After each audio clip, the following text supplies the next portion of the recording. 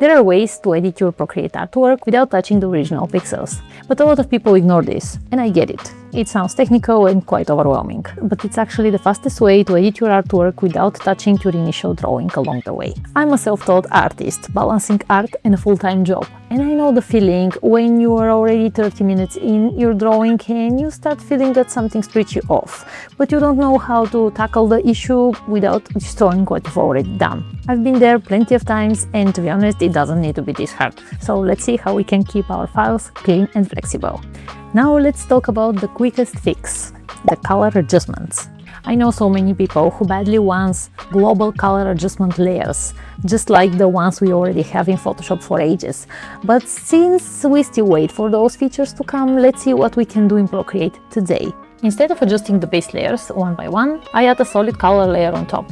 For example, I'll fill it with a warm desaturated orange.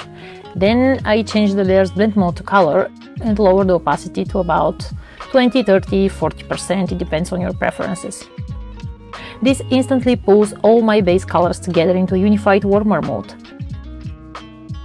If you want to dial it back or change the color later, it's totally reversible.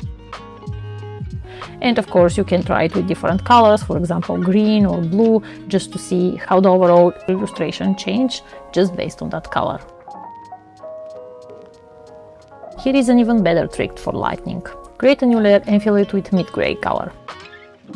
Set the blend mode to overlay, and now go to adjustments and open curves. You can pull the curves up to brighten the image or down to darken it, all without baking those changes into your actual drawing pixels. It's like having a master lighting switch. And if you want to experiment even more with colors across your whole illustration without touching your base layers, first select your top layer in the layers list and then go to the wrench icon. Once you open the menu, click the submenu Add and tap Copy Canvas. This is going to copy everything that you already have in your canvas, including your background. Then click on Paste, and that is going to create a new layer on top of everything else. Now you can use any adjustments like hue, saturation and brightness or gradient map on this pasted layer. Your base layers are still 100% clean, and if you don't like the experiment, of course, you can just delete that layer. That feature alone saved me so much time, and it's one of my favorites in Procreate. And if you like this video so far, be sure to subscribe for my channel, it means a lot. And here is a small but massive thing to keep in mind when you work with Procreate. Flipping your canvas to check proportions. If, for example, you use the Transform tool to flip your canvas horizontally or vertically, you are actually baking those changes into your pixels, which means that with every change, you slightly degrade the quality of your pixels. So I would suggest not to do that. Instead, go to your Actions menu, tap Canvas and use Flip Horizontal. That is going to flip your entire canvas so it won't affect your drawing. Or even better, you can set it up in your Quick menu. That way you're just changing your view of the drawing, not the drawing itself. It keeps your work flexible for when you actually decide on a final direction. And one more tip that goes on top of the previous one. Any committed transform action that modifies the object, for example rotation, scaling, or some other transformation, will result in a slight loss of quality.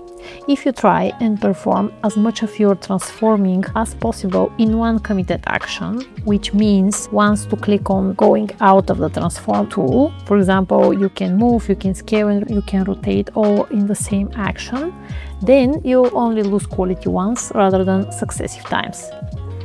And another useful trick that I'm pretty sure most of you know is to always create objects or figures at a larger size than required and downscale them rather than the other way around. That's always helpful to preserve the quality of your pixels. I'm curious, what do you usually do when you realize that part of your drawing just isn't working?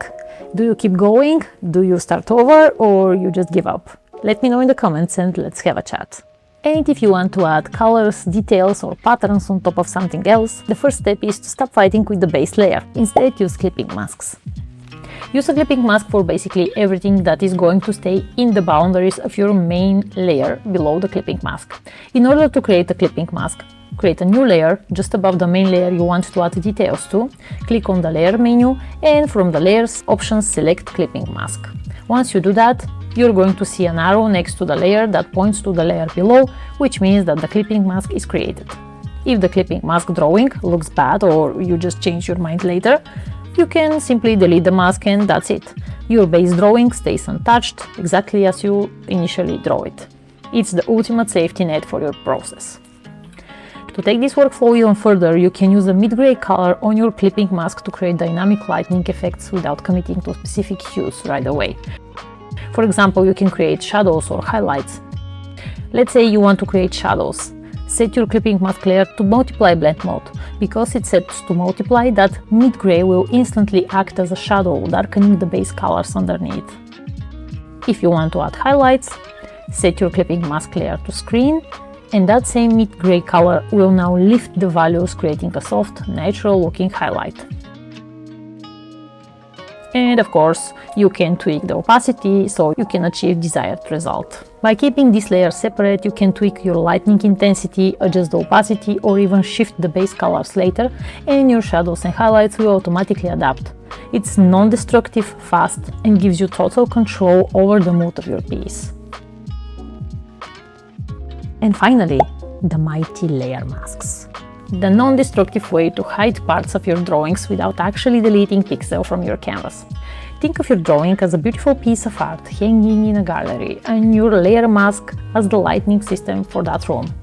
When you first create a mask, the room is fully lit, a white mask, meaning every part of your drawing is visible.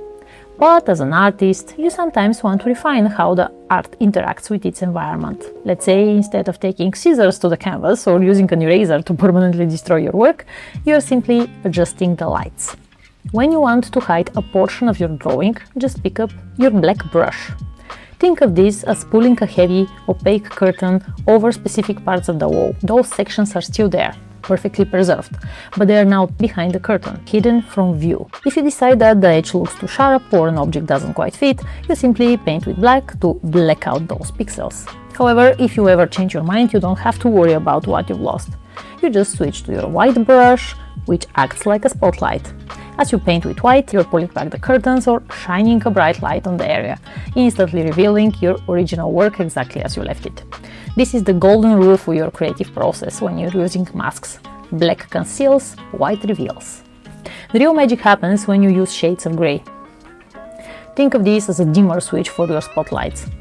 By using a soft gray brush on the mask, you don't just snap the lights on and off. You simply dim the edges of an object until they gracefully fade into the background. It's the perfect way to blend elements seamlessly without ever committing to a permanent change. If you find this video helpful, be sure to subscribe for my channel for more art-related videos in the future. Thank you very much for spending the time with me, and I'm going to see you in the next video. Bye!